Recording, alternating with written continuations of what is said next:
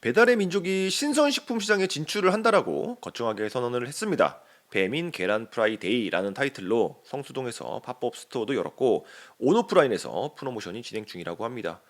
예전에는 컬리랑 오아시스만 경쟁을 했던 신선식품 시장이기 때문에 너도 나도 뛰어들고 있는 지금의 모습이 격세지감이 느껴지는 부분이고요. 기사를 보면 배민은 팝업에 비마트의 물류센터인 PPC를 구현했다라고 합니다. 이게 뭐냐면은 신선식품 관리랑 배달의 과정을 한눈에 볼 수 있도록 하기 위해서 세트를 설치했다라는 거죠. 계란부터 우유, 과일, 채소 등 다양한 신선식품이 구비가 되어 있고 고객의 주문에 맞춰서 포장된 신선식품들이 배달 라이더를 거쳐서 1시간 이내로 문 앞에 배달이 된다라는 겁니다. 1시간 이내로 배달이 되기 때문에 이름하여 초소량 번쩍 배달이라고 합니다. 배달의 민족의 신선식품 진출의 핵심 키워드라고 할 수 있겠습니다. 컬리가 새벽 배송으로 퀵커머스의 시대를 열었었는데 새벽 배송이라는 개념이 전날 저녁에 주문을 하면 다음날 새벽에 도착한다라는 개념이었잖아요. 이랬던 퀵커머스가 새벽 배송에서 즉시 배달로 진화를 한 것이고 지금 주문을 하면 30분에서 1시간 이내에 집 앞에 도착을 한다라는 겁니다. 근데 배달 앱의 선두주자가 바로 배달의 민족이기 때문에 경쟁은 완전히 새로운 국면으로 맞이하게 된 것이다. 쉽게 상상해 볼 수 있는 상황이 당연히 배민이랑 동일한 서비스인 쿠팡 이츠를 보유하고 있는 쿠팡에서도 즉시 배달 맞불을 놓을 것이고요. 네이버 쇼핑이나 신선식품 경쟁을 해야 되는 플랫폼 입장에서는 즉시 배달 서비스가 일종의 기준이 된 겁니다. 즉시 배달을 구현하지 못한다면 기준 미달이 되는 것이고 소비자의 외면을 받게 되겠죠. 근데 배달의 민족은 즉시 배달뿐만 아니라 초소량 배달까지 전면에 내세우고 있습니다. 근데 이것을 과연 쿠팡이랑 네이버 쇼핑이 할 수 있을까? 참고로 쿠팡은 배민에 있는 비마트도 없고 또 이커머스랑 겹치기 때문에 이마트나 홈플러스도 활용할 수가 없는 불리한 상황이라는 겁니다. 배달의 민족 팝업 스토어에서는 비마트 외에도 홈플러스, 이마트, GS 더 프레시 등 유통사들의 할인 쿠폰이 함께 제공됐다라고 합니다.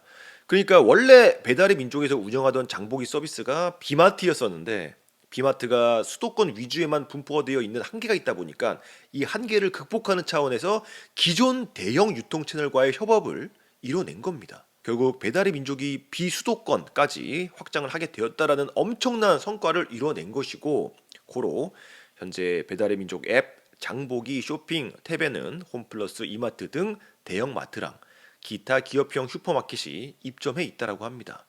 원래는 이마트가 쓱 고우가 있었고 롯데마트에는 바로 배송이 있었고 홈플러스에는 즉시 배송이 있었는데 이런 대형 마트 입장에서는 수익성의 문제로 고전을 했던 겁니다. 그래서 서비스를 점점 축소하고 있는 상황이었는데 출혈 경쟁을 감당하지 못하고 있는 이런 상황에서 배달의 민족과 컬라보레이션이 된 거고 어쨌든 배달 경쟁을 포기할 수도 없고 그렇다고 지속할 수 없는 상황이었다 보니까 배달의 민족과 손을 잡는 윈윈 전략을 선택했다라는 거죠. 콜라보로 인한 효율화와 시너지를 낸다라는 건데 매우 현명한 결정이라고 생각을 합니다. 배달의 민족 플랫폼 브랜딩 팀장은 배민이 직접 배송하는 비마트가 수도권 위주로 운영이 됐다면 다른 유통 채널의 장보기 입점을 통해 비수도권으로 퀵커머스를 확대할 수 있을 것으로 기대한다 라고 말했습니다. 어쨌든 중요한 거는 쿠팡과 차별화를 이뤄냈다는 거죠. 쿠팡을 하지 못하는 것을 배달의 민족은 할 수 있다는 겁니다. 얼마 전에 다이소에서 오프라인을 넘어서 온라인에 주력을 하게 된 소식을 전달드렸었는데 언젠가는 다이소에서도 신선식품을 파는 날이 올지도 모른다라는 생각이 문득 들었고요. 심지어 배달의 민족에서도 올리브영의 화장품이나 이케아의 가구 혹은 무신사의 옷을 파는 날이 올지도 모른다라는 생각을 했습니다. 예전에는 배달하면 떠오르는 것이 짜장면이랑 치킨, 피자 이런 음식 배달이었는데 이제는 확장의 방향을 걷잡을 수 없는 수준으로 영역이 붕괴되고 있는 그림이라는 거죠. 최근에 플랫폼들의 동향을 보면은 느닷없이 OTT 서비스를 제공하면서 경계선을 무너뜨리는 느낌이 드는데 이 시작은 쿠팡이었습니다. 느닷없이 쿠팡 플레이라는 OTT 서비스를 제공하면서 새로운 방식의 멤버 유치 공식을 창조해냈었는데 그 방식을 네이버 쇼핑이 따라합니다. 넷플릭스 서비스를 무료로 제공하면서 쿠팡과 멤버 유치 경쟁에서 이제 활용을 하는 모습을 보여줬고 이제는 배달의 민족도 느닷없이 OTT 서비스인 티빙을 제공한다라고 선언을 했습니다. 표를 보시면 OTT 순위를 볼 수가 있는데 1위가 넷플릭스고 2위가 티빙입니다. 3위가 쿠팡 플레이고요. 쿠팡 플레이보다 앞선 2등 OTT 서비스를 배달의 민족에서 유료 회원들에게 무료로 제공을 한다는 겁니다. OTT 서비스 제공의 이유는 당연히 멤버 유치고요.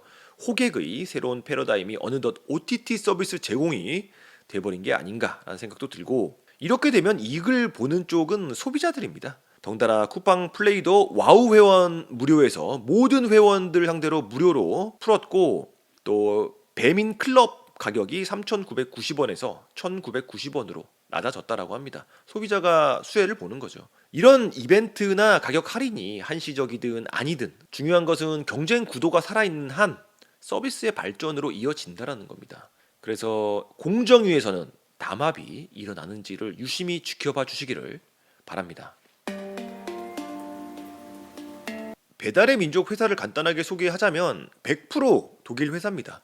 논란의 여지 없이 100% 독일의 음식 배달 플랫폼 운영사인 딜리버리 히어로에서 인수를 했고요. 현재 배달의 민족 창업자랑 창업 멤버는 회사에 남아있지 않은 상황입니다. 원래는 배달의 민족이 유니콘으로서 상장도 생각을 했었는데 M&A 되는 것을 선택한 것이고 결국 4조 원 가치에 팔렸다라고 합니다. 창업 멤버들과 초기 투자자 입장에서는 성공적으로 엑시트를 한 케이스고요. 심지어 인수를 한 독일 회사 역시 딜리버리 히어로 역시 성공적인 투자가 될 가능성이 매우 높은 게 이미 투자 비용의 3분의 1 이상을 엑시트를 한 상황이고, 그리고 여전히 회사는 엄청난 성장세를 이어가고 있기 때문에 그냥 지금 매각해도 수익성이 굉장히 좋을 거라고 생각을 합니다. 배달의 민족은 쿠팡과 경쟁 구도에서도 밀리고 있는 게 아니라 오히려 압도를 하고 있는 상황입니다. 배달의 민족이 1위고 쿠팡 이츠가 2위인 상황이고, 현재 우리는 앱을 통해서 구매가 일어나는 커머스 플랫폼의 전방위적인 경쟁의 시대를 살고 있습니다. 영역도 성역도 없는 상황이고 콜라보와 출혈 경쟁의 끝은 보이지 않고 있다. 이번에는 배달의 민족의 신선식품 진출과 쿠팡 이츠와의 배달앱 대결을 전달드렸습니다. 오늘 방송 여기까지고요. 도움이 되셨다면 구독과 좋아요 부탁드립니다. 감사합니다. 울스워크 양말을 소개드립니다. 가격표를 보시면 경쟁 브랜드 대비 소비자가는 가장 싸지만 울 함유량은 압도적으로 높은 것을 볼 수가 있고, 제가 다른 2, 3만 원짜리 파타고니아 울 양말도 신어봤는데 퀄리티는 울스워크 양말이 더 좋았으며 그 이유는 바로 울 함유량 때문입니다. 즉 가성비가 매우 뛰어난 울 양말입니다. 울 원사를 직접 제작하는 세리 코퍼레이션이라는 회사에서 메리노 울 전문 브랜드 울스워크 제품이고요. 제가 느낀 울 양말과 일반 면 양말의 결정적인 차이는 통기성이랑 건조성이라고 생각을 하고, 울 양말을 신으면 발의 건조함이 늘 유지가 되고 쾌적함이 유지가 되기 때문에 저도 계속 울 양말만 신고 있습니다. 울스워크 회사에서 광고를 받은 것은 아니고요. 쿠팡에서 구입을 하시면 에프킬라에게 6.7%의 수수료가 주어지는 것이고, 실제로 제가 신는 검증된 제품이기 때문에 자신 있게 추천을 드립니다. 이 제품을 사주시면 에프킬라 채널 운영에도 큰 도움이 되고 구독자님도 가성비 높은 울 양말을 득템하는 윈윈이 되지 않을까 싶어서 판매를 결정했습니다. 구매 링크는 하단에 보실 수 있습니다. 감사합니다.